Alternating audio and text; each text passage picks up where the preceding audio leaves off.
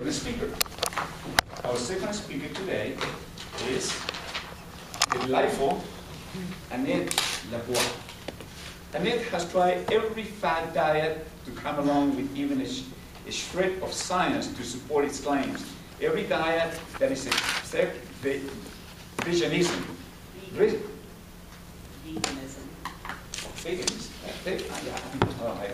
Veganism, good, thank you. Recently, when nutrition consultant claimed a vegan diet will solve their health issues, Annette decided to use speech number 7, research her topic, to figure it out what it means to eat healthy. The objectives of this speech are to collect information about the topic from numerous sources and use them to support a point or opinion. This speech, entitled "To Be or Not to Be," will be 5 to 7 minutes. Let's welcome Annette.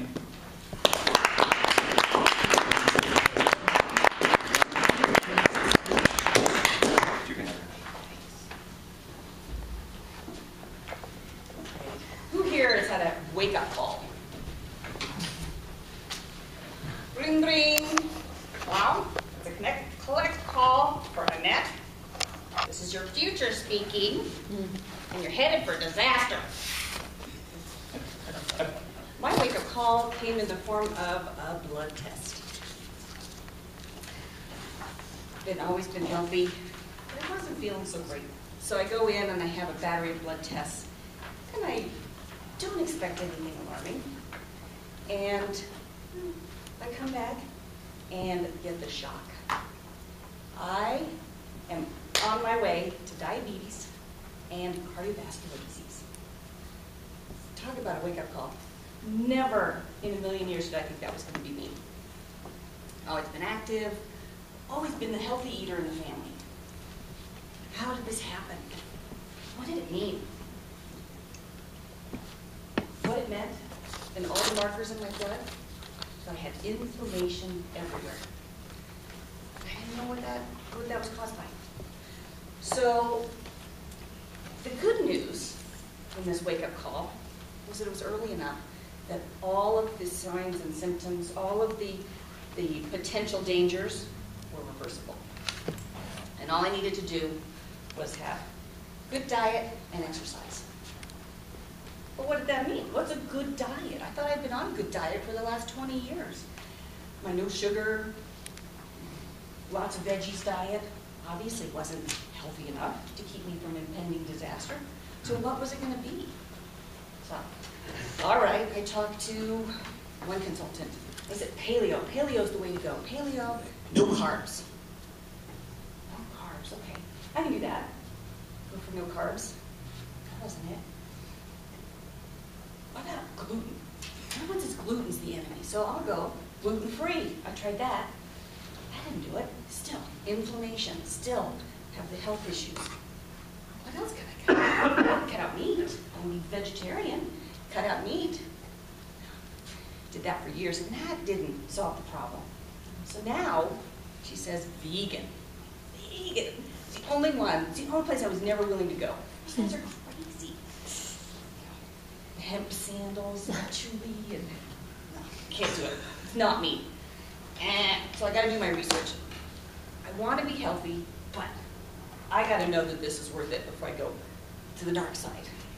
So I decide, well, what do I need to do?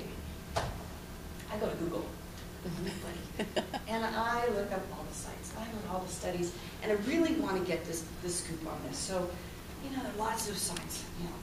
I went to the Vegan Society, I went to PETA, I went to Vegetarians Are Us. And really what I wanted was incredible sources that tied diet to health. So, go to WHO. WHO and all. So they have a 2002 report on thousands and thousands, tens of thousands of people all around the world, all the different cultures, what it means to be healthy, what we're supposed to be eating. I go to the CDC. They ought to know. Health, disease, diet, it all ties together. Look at what the CDC says. I look at the FDA. I go to the Department of Health and Human Services. And they all agree. Diet causes inflammation. Bad diet causes inflammation. And inflammation causes chronic health disease. But they don't agree on what a healthy diet is. So, all right, now Google, don't fail me now. I go to the primary research, and I go to the American Journal for Clinical Nutrition. I got dry. But I go through the research reports, and they go, they're not conclusive. If I'm going to cut out dairy, if I'm going to cut out gluten, if I'm going to cut out meat, they have every study imaginable that says it's one way or another. They're both, what is my answer? So finally, scratching my head. There's something to this. We're a complicated system, but I'm not a complicated person. I need a simple answer that I can take care of and deal with on a daily basis 3 times a day.